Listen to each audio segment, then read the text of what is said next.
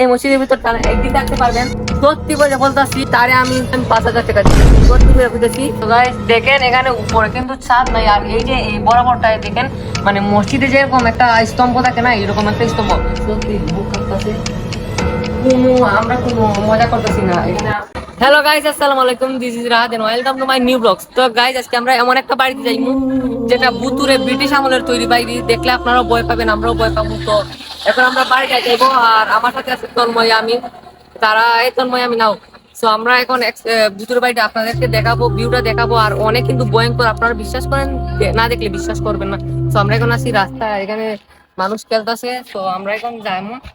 তো আমাদের সাথে আপনার, তো আমি কিন্তু বাংলাদেশ সেরা গ্রাম নিয়ে আমাদের গ্রামের একটা ভিডিও করছিলাম, সেখানে কিন্তু এই জায়গাটা দেখাইছিলাম, কিন্তু পুরাটা এক্সপ্লেন করে দেখাই নাই। তো আজকে পুরাটা বাড়িটা, ভুতুরে বাড়িটা এক্সপ্লেন করে দেখাইনি। আগে ওটাতে মানুষ থাকে, এখন থাকে না। তো এখন আমরা তো যাইতেছি তন্ময় আর ইয়ামি। তো তোমার কি অনুভূতি এই ভুতুরে বাড়িতে? আমার অনেক বই করতেছে, ভয় করতেছে আমার, কত দর্শকদের দেখাই লাগবো। আমাদের গ্রামে একটা ভুতুরে বাড়ি আছে, এটাতে যদি আমরা ভিউ না করি কি হবে? এখানে রাসেল ভাই পারো থাকতে পারে। এখানে আপনারা গেলেই দেখতে পারবেন, এখানে জাপ আছে, সো জঙ্গলের মতো। সো রাসেল ভাইপার থাকবে, তো আমরা একটু রিস্ক নিয়ে দেখি কতটুকু দেখাতে পারি। আর ইয়ামিন, তোমার কি অবস্থা? আজকে না গেলে ভালো হয় না, এখানে তো অনেক খারাপ। আজকে না গেলে, এখন বিকাল টাইম, এখন বালা সময়, যদি আমরা দুপুরে যাই বাদ দিস না। না আমি সাহসী, তোমরা আমার ভয় করতেছে। তোমরা ভয় করবে, আমি সাহসী। তোমরা আমার সাথে থাকো, আমার সাথে থাকলে ভূত পুরা পালাইবে। সো আমার সাথে আসো তোমরা। এই যে গাইস, এই যে আমরা সামনে এসে গেছি এই বাড়িতেই। আর এখানে আমাদের রেল স্টেশন, আপনাদের তো আগেই দেখাইছি রেল স্টেশনটা, এটা আর দেখানোর নতুন কিছু নাই। তো আমার মতে এই বাড়িটা থেকে, পুরোনো বাড়িটা থেকে আমার কাছে এইটা বেশি ভয়ঙ্কর লাগতেছে। আপনারা বলতে পারেন কেন? তো দেখেন এখানে একটা মসজিদ, যখন ব্রিটিশ আমলে এই রেল স্টেশনটা আগে আরেকরকম ছিল, ব্রিটিশ আমলের তৈরি রেল স্টেশন ছিল, কিন্তু এটাকে এখন পুনর্নির্মাণ করা হয়েছে। কিন্তু আগে অনেক পরিশ্রম ছিল, যখন এটা চলাচল ছিল তখন মানুষ মনে হয় আমার এখানে এসে নামাজ পড়তো, তাই ছোটখাটো একটা মসজিদ তৈরি করছে। প্রায় আই থিঙ্ক 20-30 বছর হবে এটা পরিত্যক্ত মসজিদ। তো আমার আচ্ছা, আমি এই ভিডিওতে একটা চ্যানেল দিই যে এই মসজিদের ভিতর তারা একদিন থাকতে পারবেন। গাইস, যে এই মসজিদের ভিতর তারা একদিন থাকতে পারবেন, সত্যি করে বলতেছি তারে আমি আমার দ্বারা টাকা কইতে গাইবো, তাও আমি 5,000 টাকা দিই, সত্যি করে বুঝেছি। যদি কেউ চান তাহলে আমার সাথে ইনবক্সে যোগাযোগ করবেন, বা কমেন্টে আগে নিজের নাম্বারটা দিয়ে যাবেন। একদিন থাকতে হবে এই মসজিদের ভিতর। সো দেখবো সেই সাহসী লোকটা কে, কমেন্টে বলে যাবেন। সো ওকে, আর বেশি কথা বলবো না, এখন আমরা তাইলে আমি এখন ভিতরটা দেখাই। যাও, আমার ভয় লাগতেছে, তাও আমি ভিতরটা দেখাই। My God, আল্লাহ আকবার। এখানে জায়নামাজ তো, আরো অনেক জিনিস তো। আমার কিন্তু বিশ্বাস করেন আমার অনেক ভয় করতেছে, আমার বুক কাঁপতেছে, সত্যি কথা অনেক ভয় করতেছে। এটা কিন্তু সত্যি পরিত্যক্ত, প্রায় 30-20 বছর হবে, সত্যি পরিত্যক্ত। তো এখানে একটা জায়নামাজ তো আছে, এখনো মনে হয় রিসেন্টলি কেউ পেয়ে গেছে। তো এটাকে হয়েছে প্যারানরমাল ঘটনা ঘটছে এটাতে, তাই এটা হয়েছে। আমরা ভূতের হান্টেড বাড়িতে যাই।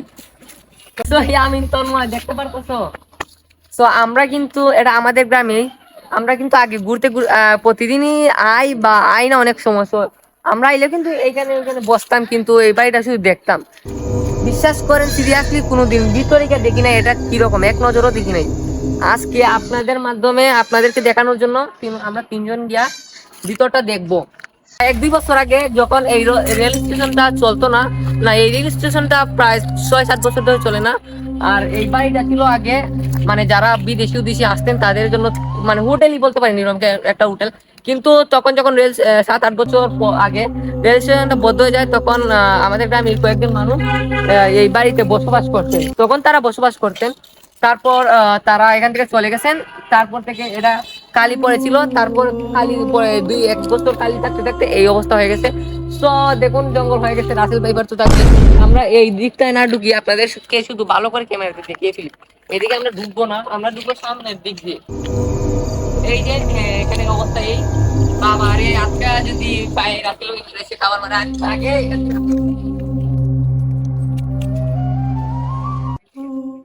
তো এখন আমার সাথে আছেন, আমি সামন দিক দিয়ে দেখাবো ভিতরটা।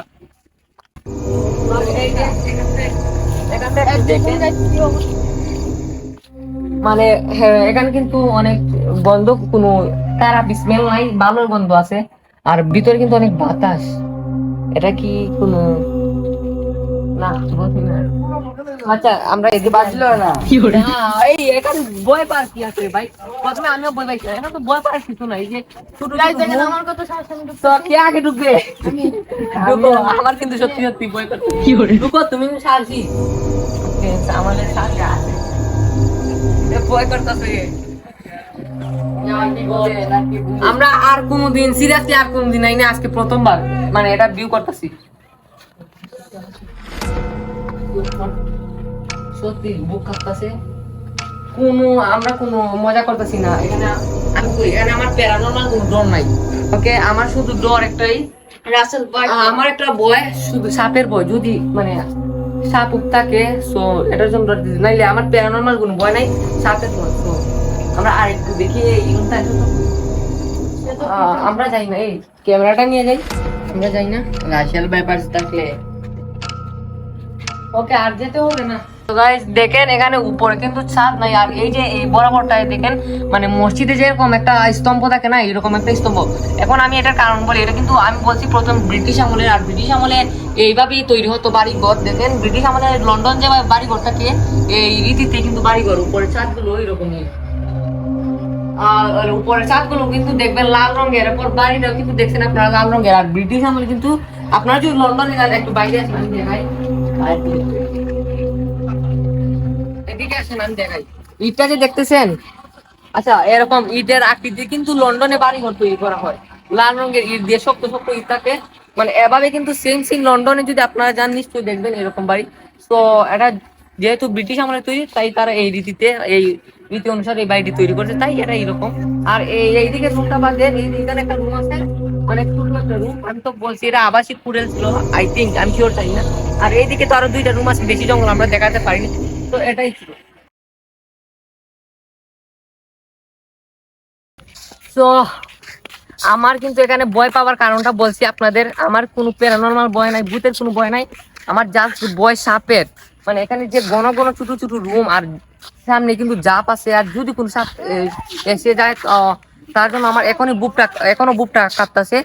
আপনারা বুঝবেন, আমি মজা নিতেছি, আপনারা যদি আসেন বুঝবেন। মানে এত গভীর, এত নিজুম রুমের ভিতরে গেলে বোঝা যায়।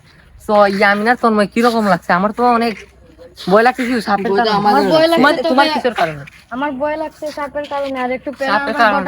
প্যারানরমাল তো এখন ঘটবে না, এটার জন্য ভয় নাই। কিন্তু আমার ভালো লাগতেছে, আমি কোনোদিন এটাতে যাই না। আমিও যাই না, আমার একটা এক্সপিরিয়েন্স হয়েছে, এটা ভালো। আর তোমার? সাপের কারণে যদি হঠাৎ করে আসে যায়।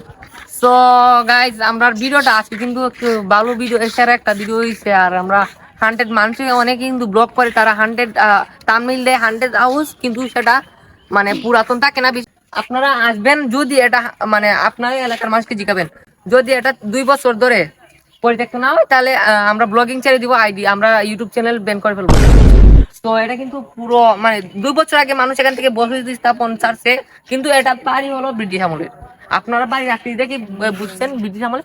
তো আপনারা এই ব্লগটাই আমরা কিন্তু বেশি লাইক আশা করতেছি, ভিউ বেশি আশা করতেছি।